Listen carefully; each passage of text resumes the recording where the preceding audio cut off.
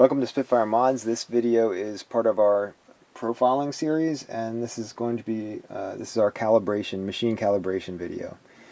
So the first thing, now that you've already done preliminary setup, your lower heater has been modified or checked out to be functional, and you know how your unit's programmed and ready to go. So your machine's programmed, the profile's in there, everything's in place, you're good to go. And you want to do a calibration. You want to find out if your board's good or not. The first thing, and I stress this, the first thing is do not use a workable board. So get yourself a scrap board, something you've run before, you know is bad, and use that. And we're going to want to use that through the entire process until we know the machine's functional and hitting the temperatures we need. And at that point, then we will be ready to switch out to a working board. And that being said, when you do switch to doing live boards, if you want to play it when you first get the machine and you're just starting out, my suggestion would be run temperatures on the safe side, meaning cooler.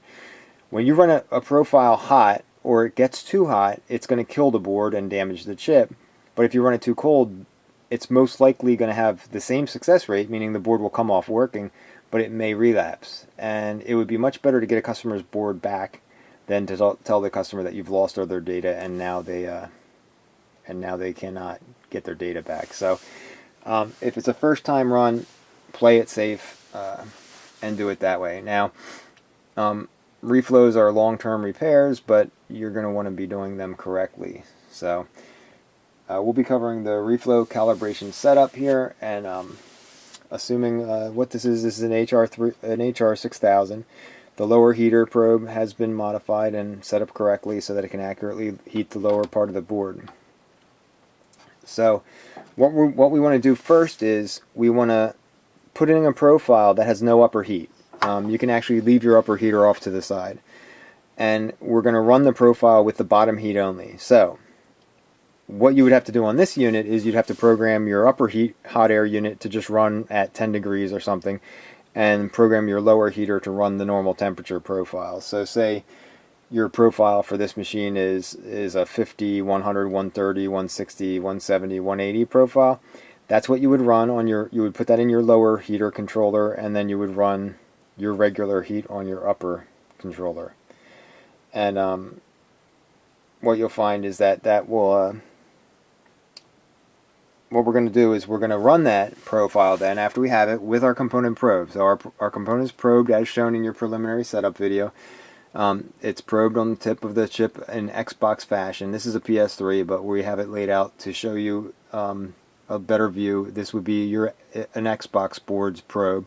It's probed under the corner of the component, and we would turn our unit on. We would let it run a full cycle. Now, a full cycle is the end of the preheat cycle. You want to run at least that long. So if your preheat cycle is 10 minutes or 8 minutes or 7 minutes, that's how long you want to let the unit run with the lower heater on, and then you want to monitor your temperature on this probe. So you can plug it into a digital meter. Some units you can plug it into the machine itself, and that's the temperature that you'll be monitoring. Now that temperature needs to hit your preheat board temperature, which if you don't know, you should email us or call us and find out what that is, but it's typically between 165 and 180.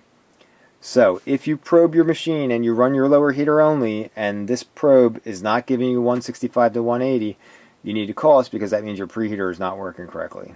So that's calibrating your lower heater. Only lower heat is being applied. Your upper heater is not even in there. You're just off to the side. And with the lower heat only, you're getting over 165 degrees on the board.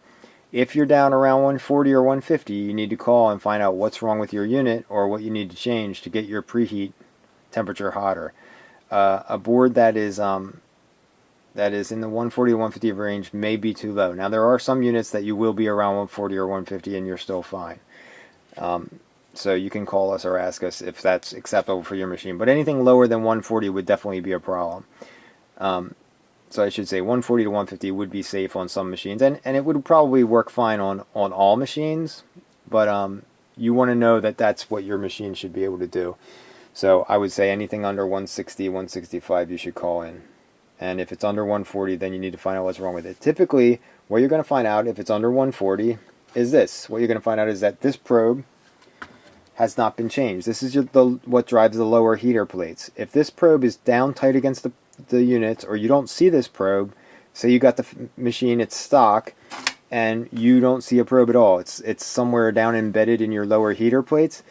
What you're going to find is that those preheaters, when set to 180 degrees or so, won't make your board even 140 degrees. It might not even make it 100 degrees. It might be about 100, 120. And that's a problem because there's a large discrepancy there, almost 60 degrees or even 80 degrees between heater plates and board. And the reason for that is, obviously your plates are all the way down there and your board's up here, and that's a big gap. It's almost 2 inches of gap. 2 inches of external air mixing with your lower heaters is going to create a big differential in your heating zone. So that's the importance of getting a probe in close proximity of your board. So that's calibrating your lower heater. Now, assuming your lower heater is fine, you're going to want to continue your profile, and you run your profile for your upper heater. So the question is, what am I supposed to reach with my upper heater? So everything's good. You run your profile, and near the end of the profile, you want to monitor your temperature. So again, using the same monitoring techniques with your probe on the top of the board, you're going to want to monitor your temperature at your end profile. Now, the other thing is, what if my board gets way too hot? What if I'm hitting 250, 260 degrees on this probe, and what do? If you're hitting 250, 260 degrees, you want to shut the machine off and do a cool down, because you're just abusing your test board. But the real key is you shouldn't be hitting 250 or 260 degrees. At the end of your profile, you should be in the 212 to 220 range. And again, when calibrating your machine and running your profile for the first time with your probe in place, you're going to want to record where did you hit those temperatures. So as your machine goes through its phases, it's good to keep a track, like to maybe take a timer and write on a piece of paper, write the numbers 1 through 15, and then every minute write down the temperature your component probe is reading. And what we can do is we can graph that and see if that's a healthy profile. So every minute you're going to want to write on a piece of paper, write 1 through 15 on the left, and then on the right hand side you're going to want to write the degrees in Celsius for each minute. And when you're done, you'll be able to actually go back and look at that paper then and see what exactly you had, so that if you didn't catch it while it's running, you didn't miss it.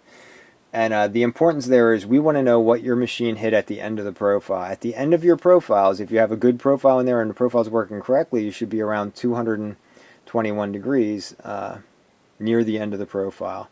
If your profile is close, let's say your profile is ending at 210 to 212, and your probe's good, and you tried a different board, you tried PS3, you tried Xboxes, and you're still 210 or 212, what we would recommend is going back to look at your temperature of the first step. The first step was to check your lower heater, and let's say your lower heater temperature was 160 or 155, and then when you run your profile you were 110 or 210 or 212 degrees Celsius.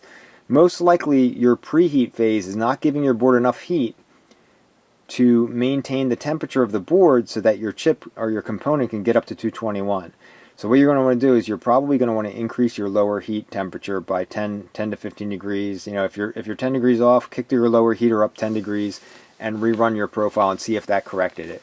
Now the thing is, if that didn't correct it, try kicking it up another 10 degrees, and if you can see it's getting close and you get it and another 10 degrees gets you there, then you're probably fine. What you can do then is shut down and then rerun the first step, which is checking your lower heater. And then if that's good, everything's safe, it's in the 180 or less temperature zone, then you're fine. Then that profile, that's how you adjust your profile. Now every profile you get, and this is important, when you get the profile and you put it in your machine, that doesn't mean that your profile is going to hit right at the end 221 degrees. It may hit it, and a lot of times it will, but what that profile will do at your location is not exactly the same as what it did at our location, even though you may have exactly the same machine with the exact same modifications. And that's an important thing to stress, is almost 99% of the guys out there are copying their buddy's profile, and they're saying it works because I copied it from him and he knows what he's doing and that's a good profile. That's totally wrong. About 99% of what you read on the internet, on the forums, and all over the place is just wrong.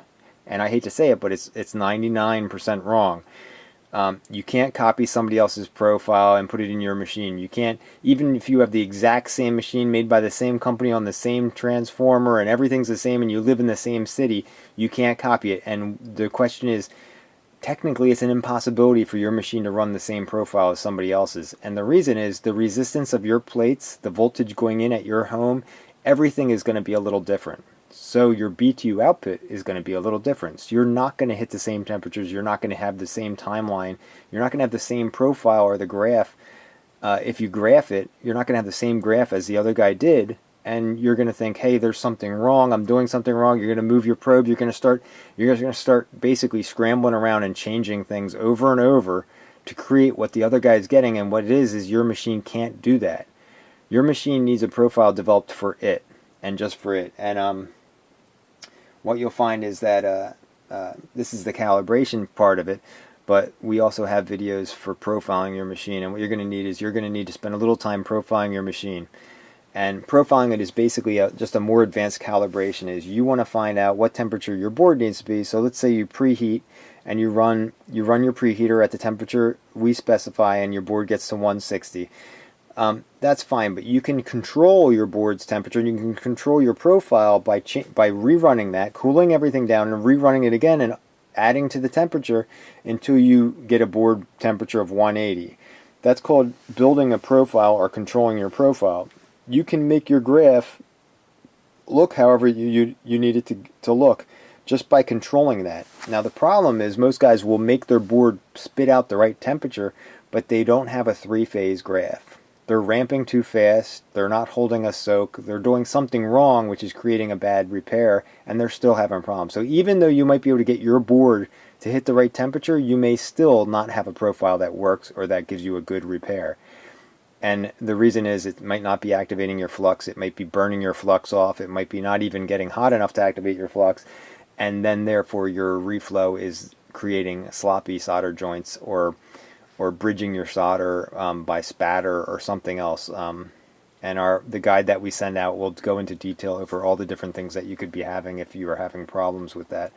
So that being said, you want to create a perfect profile. And once you study our guide and you learn about the three phases and what they need to look like, and that they have to have some duration, you can make your machine, any machine, create those three phases in a nice graphical layout so that it looks adequate. And having a probe that is monitored on a meter is good, but having it plug into your computer and graph it is good too. And we sell the equipment for all of that. So you can, if you want to profile your own machine, your best bet is get the USB interface, plug it in a computer, and graph your profile, and then take your machine and create the perfect profile. Again, we'll get into plateauing your phases and all the different things that are involved in building the correct profile.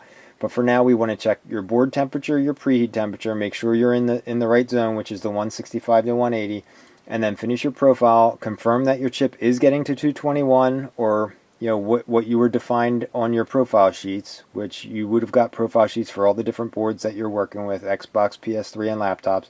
You're going to want to confirm that you're getting the temperatures written on those sheets and that your machine is doing the right job, and then you're calibrated and good to go.